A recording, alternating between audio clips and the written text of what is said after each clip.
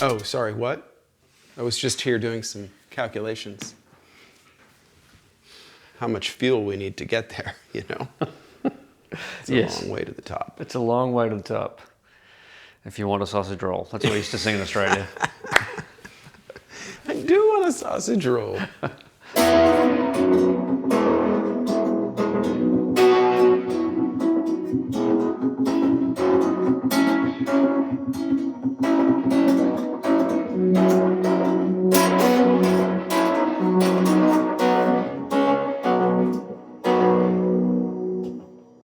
Browne Amplification is known for overdrive pedals in particular. What do you think are some of the principles that set apart Browne from other pedal companies?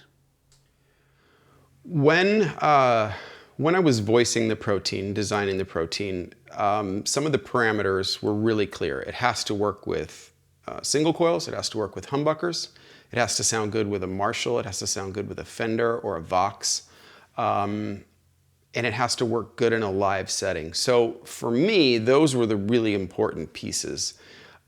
This was not a pedal that was designed to sound as good as it could when you were playing in your room at home with a killer amp. It was versatile and live and works with a lot of different guitars and amps. That was the whole point. And so does that same design principle apply to the other pedals that you continue to put out? I mean, anything that I make, that's where my mind is going. I've got to test it live, and it's got to work with a lot of different things, because I'm trying to make tools that work well for guys playing music live. Not that I don't have a lot of value for the other, because most of my guitar playing these days is, you know, alone, looping, or, you know, late at night. But the tools that I'm making are designed to be inspiration machines for guys that are writing and playing music and are doing it with others and playing live. And so, yeah, that's a huge part of the way that I think about guitars, amps, and pedals and how they work together. So you're saying you'll never release a gimmicky pedal? Well, if I did release a gimmicky pedal, it would be very clear that it was a gimmicky pedal. No, I won't make a gimmicky pedal. So this is a Mule caster, made by Mule. Matt is a genius, and he makes resonators, as well as he just, in the past couple years, started making these more electric guitars with a hollow steel body, and it's really, really interesting and unique. He winds the pickups himself, and really cool voice.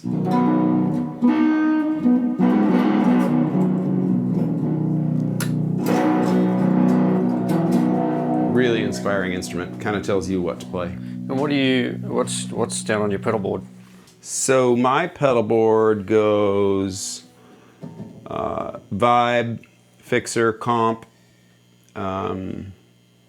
Protein T4, into the Hudson Broadcast, which I love that pedal. Really, really colorful, interesting pedal. That's where the dirt's coming from right now.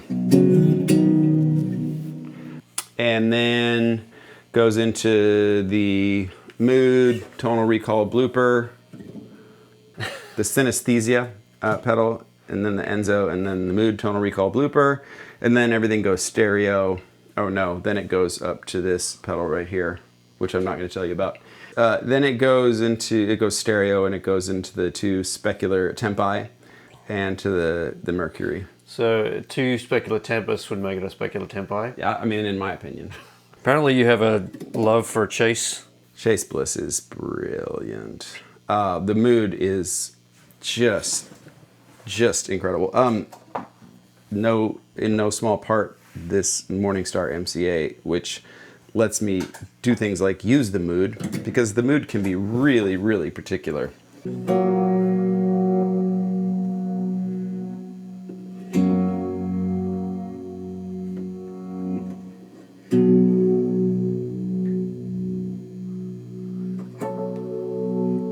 So you have a really clean looking protein over here.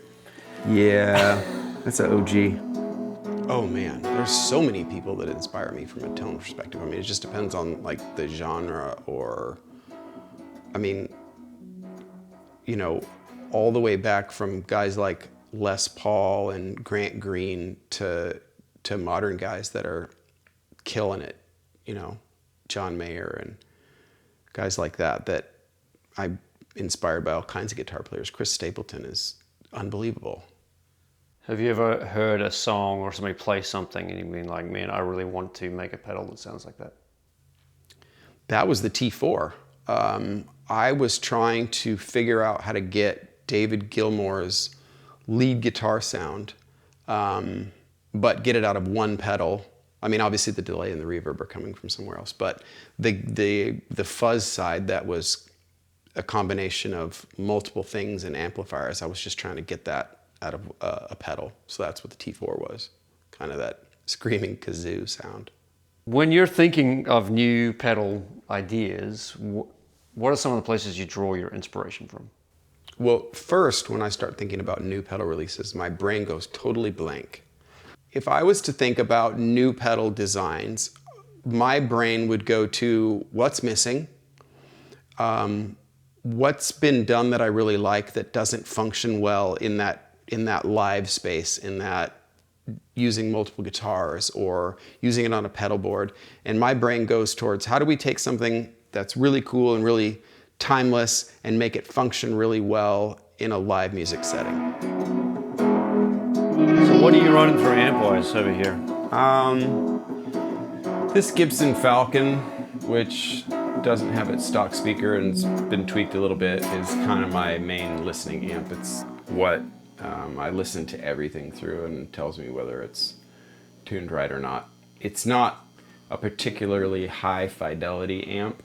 It's kind of a little harsh, but I know how it sounds and it just tells me a lot because I'm like, it's kind of equal in my brain, or like zero.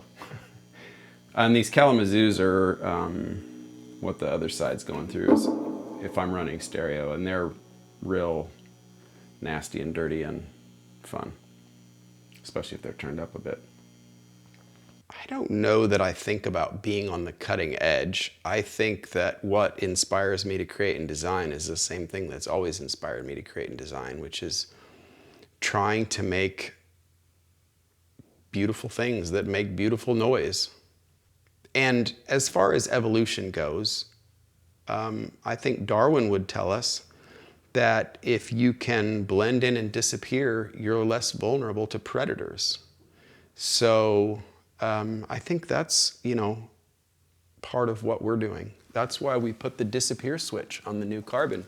So if you're in danger and you're in a situation where you need to, the secret setting is click right twice and you will disappear. It's perfect for artists who don't want to be seen. Perfect for artists. After show, don't want to go to the meet and greet? Now this one's not powered on, so of course it didn't do it, but... Give me a quick overview of your guitars over here. This SG is first real guitar I ever owned. I have a very interesting love-hate relationship with that guitar. I've told my wife several times, don't ever let me sell it, because I either love it or hate it. It doesn't like to stay in tune, and the neck's very bendy, but it's really a great sounding guitar. This is my #1 Strat. It's the first guitar I ever built. Yeah, it's been played a lot. I taught lessons for years with this guitar. It's a pretty great Strat. This is not a Gibson Les Paul that I built.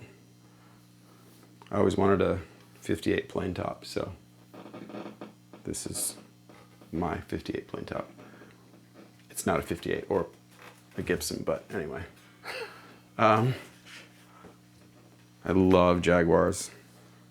I love the short scale, so this is a Jaguar with gold foils and the Descendant trim, which the Descendant or the Master are the way to go, but I love the Descendant, especially on Jags, because it lets you get the strings down a little bit. Another Strat I built, Dan Electro, weird old Tyscos. Second guitar I ever built. This one's also been played a lot. Pine Telly. This guitar is light and fun. Let's see, this is a bass 6 that I built. It's really fun. This is a 73 Gretsch Country Gentleman. There was a couple months where they spelled gentleman wrong. The very first ones in 73, so that's pretty fun. I got this guitar, it was all busted up and broken. And it was made the year that I was born, so I kind of like that. Baritone. It's a Browne baritone. Browne baritone. And a Jazzmaster. Browne Jazzmaster. Also with a Descendant. And the gold. It's pretty. I love this guitar. What keeps you motivated to stay engaged in your business and keep creating products? I like what we've built at Browne Amplification. I like the products that we make, and I love a lot of the artists that use our products. I say a lot because I don't know all of the artists that use our products, but the ones that I've gotten a chance to hang out with and interact with and hear their music, I love it, and I'm really inspired by great music. And so seeing our stuff be used to make great art is really inspiring to me. And I'd like to see that go on and on and on. This is another, I am a huge Daniel Lanois fan. And Daniel Lanois is a huge Neil Young fan. I mean, I love Neil Young. But Daniel Lanois has a copy of Neil Young's Old Black. That's a gold top, and this is a copy of Daniel Lanois' gold top with Firebird P90, and it's really vibey and weird. I like it. It kind of like that mule, kind of tells you what to play. This is a guitar I hunted for a long time. It's a Gibson Original Jumbo reissue, kind of like a J45 but thicker. It's got too much low end for almost anything, and I love it. It's great for writing. This guitar has a very sad story. Its owner died in Vietnam, and it sat for a long, long time. And then it came to me, and I fixed it up. And it's not a particularly expensive guitar, but has a really cool voice. It's super folksy, and if you play it light, it's really nice. Mule resonator, brass. Always wanted a resonator. That guitar is amazing. Funny old electric mandolin, which has a pickup in it and is super vibey. Rubber bridge Gretsch. I need to do some more of those.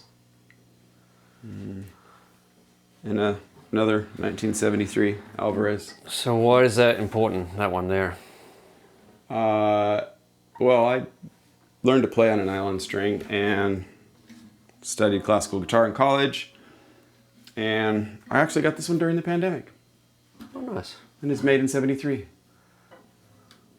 And it's not a super great guitar, but it's better than any other nylon string I had, so yeah. That's what I got.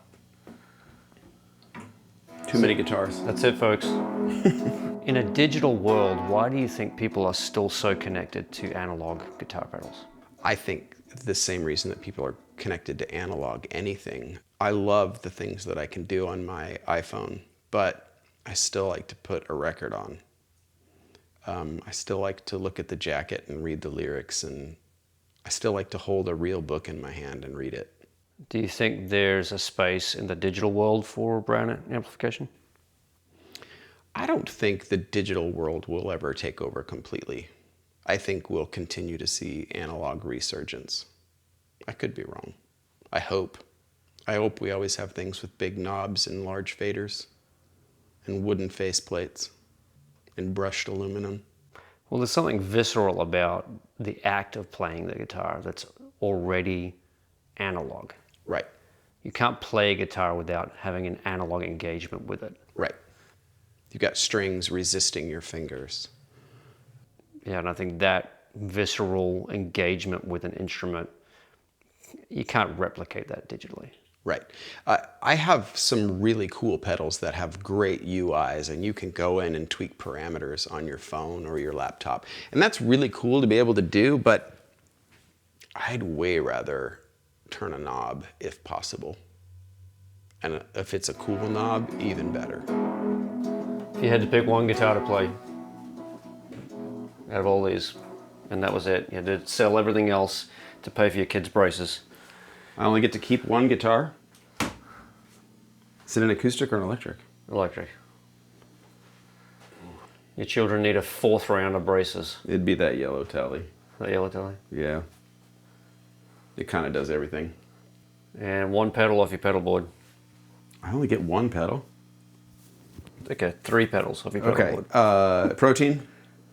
Obs. The mood. And the tonal recall. I could do a lot with those 3. There you know, folks.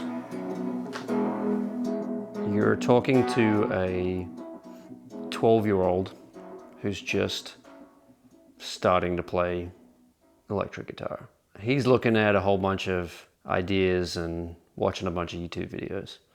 What advice would you give him? Practice every second that you can. Practice with the metronome. Take lessons. Work really hard at learning to play the guitar. Don't worry quite so much about gear right now. When you start playing music with other people, you're going to need to upgrade your gear. When you start making some money, you can upgrade your gear. But practice is way more important than gear, especially when you're starting. I had some really brilliant guitar students, and I had some okay guitar students.